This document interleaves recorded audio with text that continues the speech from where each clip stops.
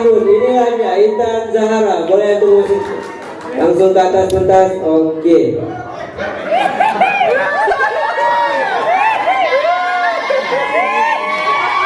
Nah, hari ini Intan Zahara akan membawakan tari dengan judul Keputusasaan.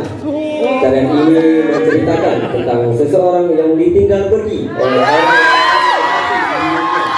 sehingga membuat dia kehilangan dan merasa putus asa, mengekspresikan emosi yang mendalam dan kompleks, menggambarkan perasaan kesedihan, keputusasaan dan kehilangan dengan diiringi musik yang sedih dan melankolis dengan gerakan tubuh yang lemah dan tidak berdaya. Penari menunjukkan ekspresi wajah dan gerakan tubuh untuk menggambarkan keputusasaan. Tetapi seiring berjalannya waktu, si penari mulai menemukan ketenangan dan keyakinan untuk bangkit kembali dan mencoba berdamai dengan diri sendiri. Dan ini menjadi sebuah karya seni yang menggambarkan keindahan dalam kesedihan dan keputusasaan. Sekali lagi sambutlah, inilah dia Intan Zahara, komposisi tari 1. Beri tepuk tangan yang meriah.